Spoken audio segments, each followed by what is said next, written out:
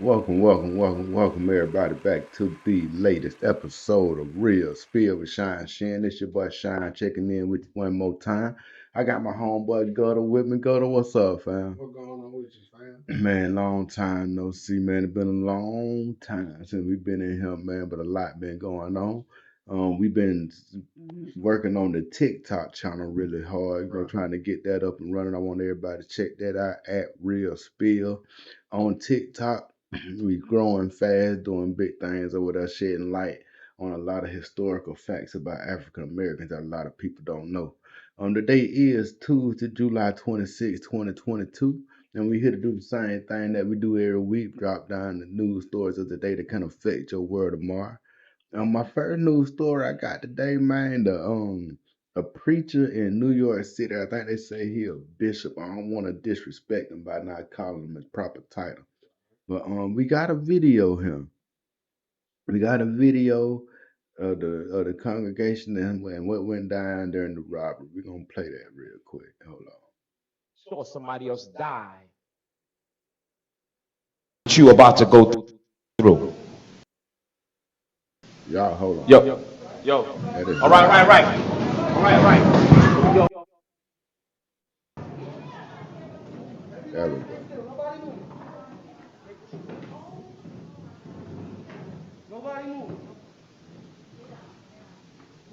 I just one thing I got a situation, man. How just the pastor and the first lady get robbed? Right. Like, I mean, yeah, it's fucked up to be robbing a church. No, nothing. Like, I remember back in the day, black people definitely wouldn't rob no church. Like, that's one place that's off limits to rob. Black people used to fear God a lot more than that. But like, it don't even seem like nobody that worried. Buddy right there just sitting there chilling the whole time. Got his Bible right there. He ain't even moved. Like he look like a statue. Like they ain't did nothing. Like man, it's wild, man. If you have time while y'all out there, it's another video where Buddy actually go on some kind of podcast or something, man, and he calling the woman fat. Like this is a wild pastor right here. Oh man, he making it. Oh man, he getting. Yeah, he got a gun to his back right there. Yeah, yeah, it was an armed robbery, definitely. I don't. A lot of people I've been seeing people say he probably set it up. What I can understand is that this guy is very flashy. He's on social media showing all kind of jewelry, talking all kind of big stuff about living in abundance, and he drives around in a Rolls Royce around New York City, and most of these churches are in impoverished neighborhoods. So, I mean, you can't be stunned on these people like that. And then why would the pastor and the first lady have $1 million worth of jewelry on at the church where these people ain't got it like that? Like I don't understand. Boy, they got children in there scared, everything, man. Oh man.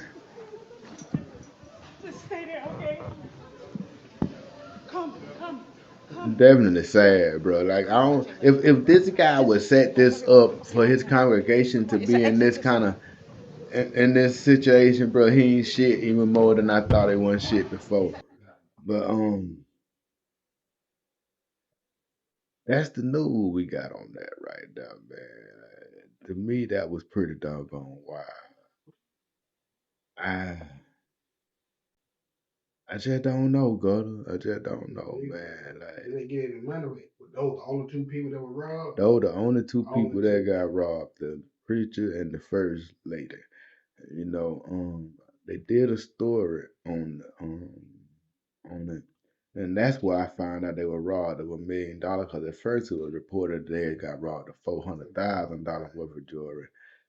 They He had asked his congregation how many of you have lost your faith because you saw somebody else die.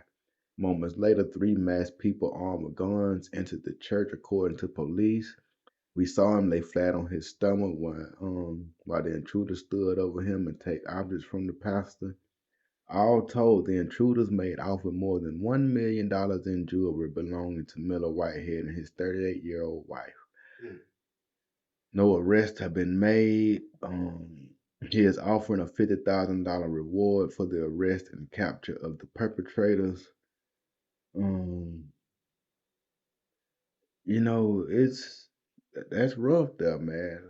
Like at church, fam. But again, you can't be stunting on these people, man. You can't be stunting on these people. You supposed to be a shepherd, man. People looking at you like, like you're a hypocrite preacher. Just at the end of the day, that's how people gonna be looking at you. You can't be walking around doing that. That ain't what God was about, as far as I know. From what I've been taught, that ain't what the whole thing's supposed to be about. Now, our next story that we got to talk about: a man was mugged by the passenger and passerby while he was fighting for his life after a car hit him. Three people are being hunted by police. You can see them on the screen. After a man was deliberately knocked down and mugged. Footage shows the man jogging across the street in the Bronx around 6:40 a.m. on Sunday. As he did so, the car cut a corner and smashed into him, sending him flying through the air before he lands on the ground motionless. A passenger then gets out the car and starts taking some things of his before fleeing. Soon after, a second person ran over and started searching the body, even turning him onto his back to search further. One angle of the video shows the car parked nearby, with one of the suspects still inside of it as the robbery was taking place. That's wild right there. That's my thoughts on that. That's a real wild situation right there. Like, I don't even see how it seems like it's all tied together. Like it seemed like they meant to hit him and jump out of the car and go rob him. Like that's but it's young generation, boy. Man, they don't mind doing no time. Now, my next story I got, man, straight out the movies. Richard Dreyfuss' son then admitted to giving a drug addict $50 to go out in the woods and let him hunt him with a paintball gun. Like, what's really going on with these rich folks, bro? Like, man, and $50? Man, he on some heavy drugs. I'm talking about he ain't just a drug. And took it the way it took out. Man. Let's be just a paint good, man. It could have been like surviving the game, man. You remember that movie? Yeah, man, I remember Ice-T in it. That was the one Ice-T was in. Yeah, man, I really believe that rich people do shit like that, man. I done seen a couple documentaries and I done read a few articles about stuff like that, man. And I believe that they really might be out there doing shit like that, man. You can't put nothing past people nowadays, dog. But he done came out and admitted that he was practicing with his paintball for when he go get to do the real thing. Yeah, that's how they live in life, man. Now we're gonna go to our next story. What's my next story I got? Gotta hold on. Let me pull my camera up. Y'all check this out right here. The town of Kenly will soon be without a full-time police officer. Officers, that is. Right, all the department's officers are quitting, and now neighbors... Hold on one second. It sounds like my sound a little off real quick. Hold on. Let me check to make sure I got everything good. I don't want y'all to hear it echoing. All right. We have a lot of questions about what led to these resignations. CBS 17's Joseph Holloway is live at Kenly Town Hall after speaking with both the police chief and the town manager. So, Joseph, what do they have to say? Well, guys, first of all, it appears that these police cars right here behind me could be parked for quite a while. And everyone involved in this situation, they're really trying to keep tight-lipped right now. But as Big you can dude like imagine, that with those them little bit of resignations arm be definitely the funny to talk me, of the town man. this He got the afternoon. little bit of I heard arm. from a few people who tell me that they are concerned about their safety moving forward.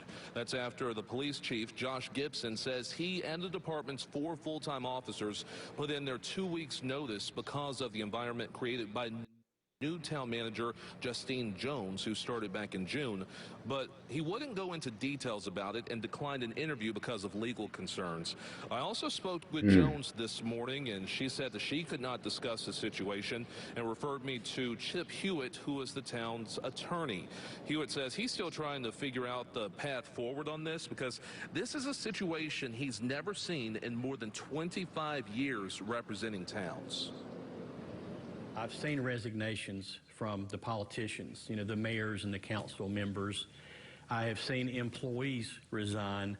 I've never seen a resignation when it's an entire department.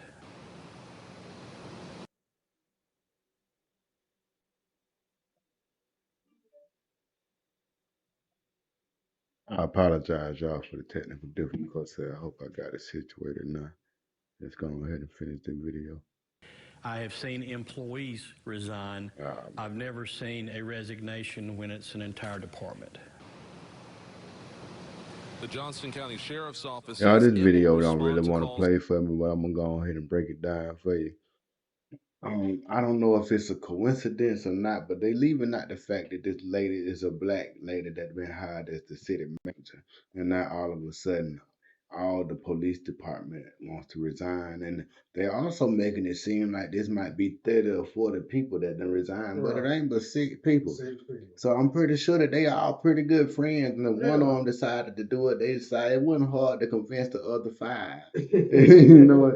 It's just 5. Well, my thing that she ought to hold her job fair and hire her a whole, cause shit. They ain't that mad. They put in a 2-week notice. She got 2 weeks to get 6 more employees. It ain't like it's way above something she can get did. We just wish her the best and hope, goddamn, she can come up out of this thing. Now, next story, we got St. Louis, up in South St. Louis. They pretty flooded up there. I ain't even know with no hurricanes or nothing going on.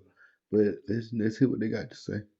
Just behind me, just waded through the water with their dog to get out of their home. This is in the back of the subdivision here at McCausland and Odell here in South St. Louis. I talked to Sarah, one of the residents. She said it came up in like 10 minutes. She said her kids woke them up at 4:30 in the morning and said they heard rushing water. That's when they noticed that the basement was filling up, and in no time at all, it was about 8 inches high in the first floor. Andrew Schaefer was doing the best he could to get his family out, 3 children, his dogs, his wife, and here's what he had to say about this morning's experience. I woke up to my basement being, just inundated with water, and the water came all the way up from the basement to the ceiling and into the first floor. I was getting my kids out of the house. I had to put them on a door I ripped out, and swam them from where that SUV is all the way over to here. Well, he looked like he'll call the police on you. Many of the residents made it out, and many of them sheltering at the car wash just down the road. St. Louis Fire Department reporting that 18 homes in this area suffered extensive flooding. 6 were rescued. Somebody going to help. Decided to shelter. Hey, do that again, bro. Most of the residents are making their way out. Water is coming up again. It was going down a little bit. Rain picked up, but it is starting to rise a little bit again. That's the scene here in South St. Louis. I'm Timmy Zell for Fox 2 News in the morning. Stay with us. We'll have more coming your way. We just gonna continue to pray for them folk, man. It's rough up there in St. Louis. Now, my next story I got that we're gonna talk about. News of the week: body cam footage that came out. I believe this guy here was accused of sexual assault in San Diego, and we have a video of him. Let me make sure I get it started right. Don't do it. Oh, he's got a knife. He's got a knife. He's got a knife. That's over with. What was the address they gave you? Man, look how good they can get you, man. So check out here along Meadowbrook for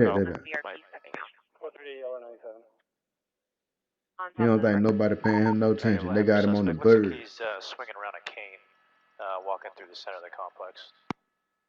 Swinging a cane around, walking in the center of the complex. And still checking for canine for the southeastern That's hall. nasty, man. Man, shit. Well, we live in a police state. Coming from This shit Meadowbrook on the real. far east side. He's going to be on the third row to the south. How you gonna beat that, man? Yeah, so there's a You unit can't coming beat in that. now. Okay. Okay, police ain't got that yet. All right, Abel, keep going. Shit, they got One all more day row. to get there. It seems like And then make your first right. He's actually walking westbound towards the apartments now. Make a right. Make a right. Straight ahead. He's standing right in front of you at the end. 434 Over. Covers with him. Roger. All right, Abel, he's got a cover unit 97. Subject's walking towards the officers. Walking towards the officers. We'll have emergency Towards traffic. the apartments now. Make a right. Make a right. Straight ahead. He's standing right in front of you at the end. This is courtesy of the Law and Crime channel, by the way.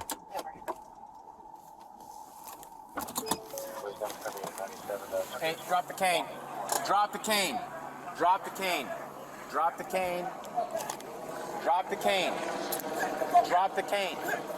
Drop the cane. Ma'am, stand back. Stand back. That's okay. He's about to get tased if he doesn't drop the cane. Just drop it. Drop the cane. We got a call you're hitting somebody with that. That's the call we got. So drop it and tell us your side of the story or you're going to be under arrest. I'm not dropping. Drop the cane. There you go. Turn around. Right now you're being detained. So, you understand that? so you can Yes, get you locked are. up for the they seen you riding by on the helicopter. I'm not being detained. Don't do it. Now you're under arrest. Now you're under arrest. What kind of fake that was, bro? Oh, he's got a knife. He's got a Oh, knife. he's got a knife. Nice Stay on. lethal. Stay lethal. Did he say stay lethal? yeah. 44 South is deployed. You got it off.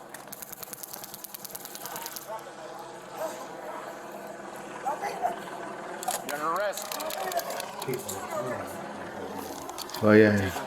Man, they go ahead and go to jail, man, before you get shot. Then you get shot and they say, goddamn, like, I don't know, man. Maybe I'm wrong. Maybe I'm wrong, man. I don't know.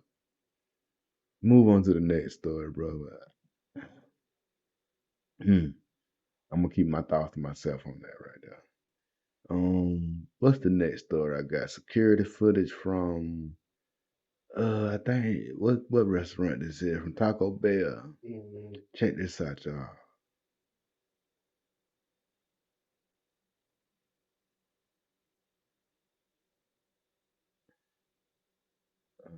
Everything look normal.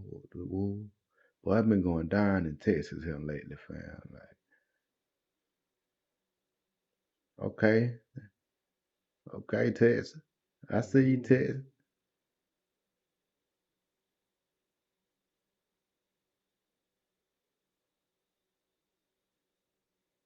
Now, an employee is supposed to throw some boiling hot water on those women. Is this gonna be a racial thing, or is this just gonna be a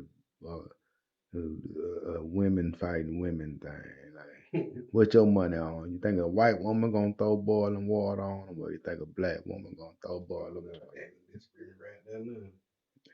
That's her and the white girl going back and forth. You got that food right in the front. Why they back there in the back? See one? Oh. Ooh. I mean, you can see that a couple ways. Once you come behind the counter, you are a threat to me. I have to defuse that threat with whatever weapon I have available to me. I don't know the background of the thing, but once you go behind that counter, if she throw the water over the counter, I know how I'd have felt. But the fact that y'all went right behind the counter, oh no. Here go the next story, y'all. People pushed to their limits. God, boy, that's a lot of people on a boat, boy. Women and children believed to be fleeing from Haiti packed onto the deck of a small sailboat when they were intercepted by the U.S. Coast Guard near Boca Chica. Man, y'all didn't think we were gonna see that. Their boat spotted after it ran aground in shallow water late Thursday morning. The Coast Guard and Miami-Dade police circling the vessel, tossing life jackets and bottles of water to the migrants on board. For Man, you hours, can get that bottle of water. Get your ass on back over. and at least 3 adults and 2 children were sent to local hospitals. The Coast Guard telling NBC News the people on board will be returned to their country of origin. Yeah, the man. agency couldn't confirm where the migrants were from, but the boat they came on looked nearly identical to ones used by Haitians in recent months. This Yeah, man, intercept, that's what they the had latest in back, what has man. been a record year. More than 6,000 Haitians stopped at sea since October, the God highest such damn. number in 2 decades. And many more making the dangerous journey on foot. Roughly 12,000 Haitians reaching Del Rio, Texas last fall, God. packed under a bridge for days before being sent home. This coming after Haiti's president was assassinated almost exactly a year ago in the already fragile country where kidnappings are commonplace. In such cases where people feel like they are dying, whether they stay or go, and they decide to go. And that's what any human being on this earth would do. If you are in a burning hell, if you're in a burning house, you're going to try to get out by any means necessary. Well, I'm glad for small things, but that shit could be rough, but just where you're born at. Now, the next story we're gonna discuss, Charleston White and Soldier Boy got into it, man. Yeah, man, we're gonna touch on that a little bit, man. Yeah, and Charleston White, this the response to why he sprayed pepper spray Soldier Boy. Put that eye out, it'll go viral. I Soldier Boy put that eye out. I Soldier Boy hit him in the goddamn eye, put that eye out. I bet he closed his mouth now, cause that eye closed now. They wasn't gonna do me like that. You lying to me? Hell no. Nigga, I got some different kind of mace. I got some shit niggas ain't got. I ain't bullshit. It's in jail. Yeah. I'll let you see right there what it say. It say jail. You see that? Jail. Say that.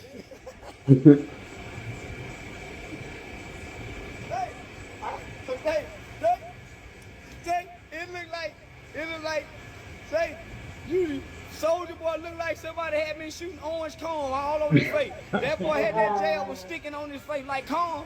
Yeah, like boy had skeeted all in his face. That nigga, he didn't know what to do. He was confused. Man, Charleston White stupid, man. So you don't know the story. Soldier Boy, but Charleston White was on Ocean Drive in Miami.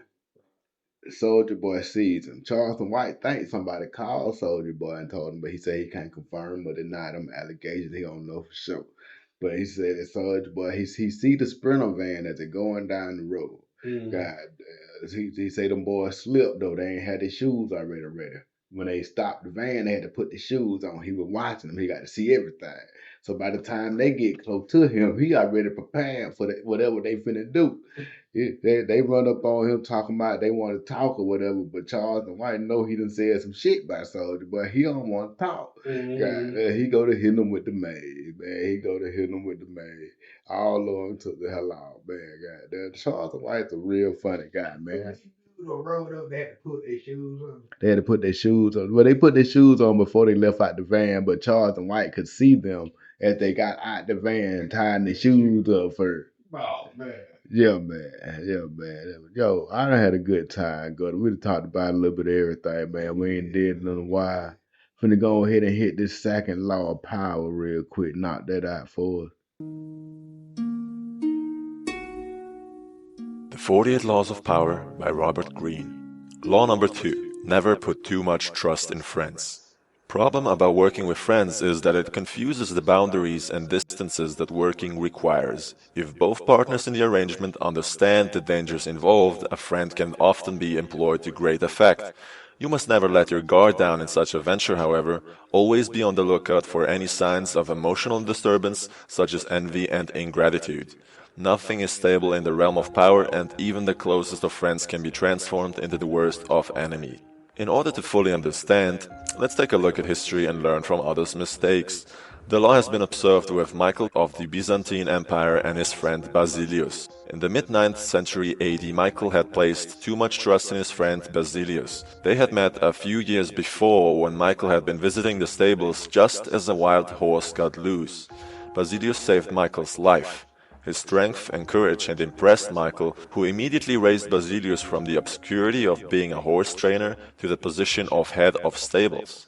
He loaded his friend with gifts and favors until they became inseparable. Michael turned the peasant Basilius into a sophisticated and educated courtier who later on became greedy for more wealth and power and had his former benefactor and best friend Michael murdered. Michael III staked his future on the sense of gratitude he thought Basilius must feel for him.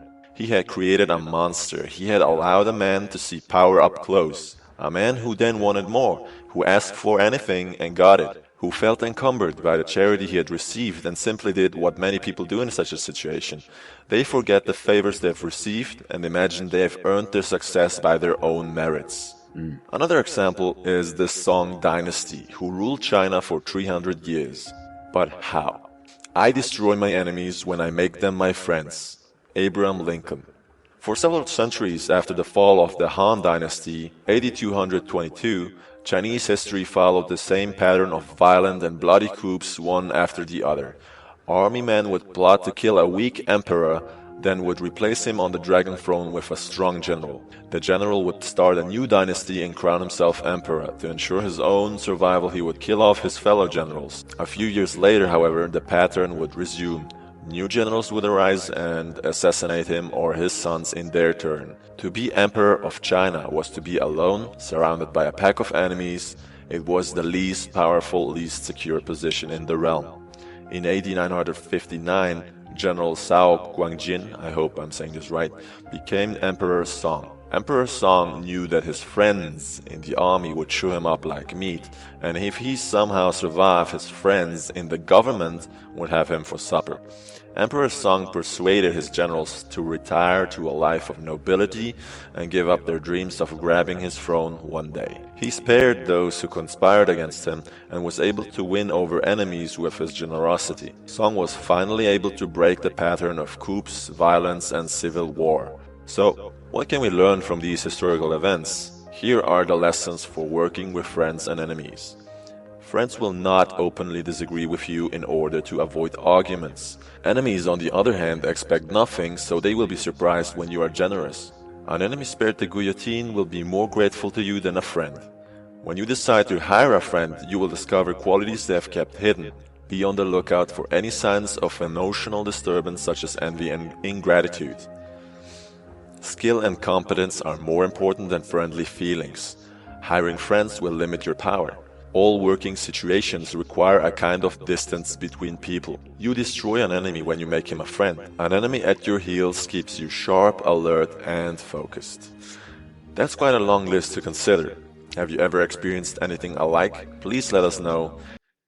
Man, that's a good one right there, man. That one right there. I hope everybody able to get something from that, learn from that. We're gonna get ready to get up out of here, Charlotte Gutta. Yeah, man, I done had a good time kicking it today. I know you done had a good time, man. Ain't nothing else we got to say, man. We're just gonna go ahead and get up out of here, man. God bless all y'all. Hope y'all have a good Tuesday. We'll check y'all out the next time we drop a video. We out.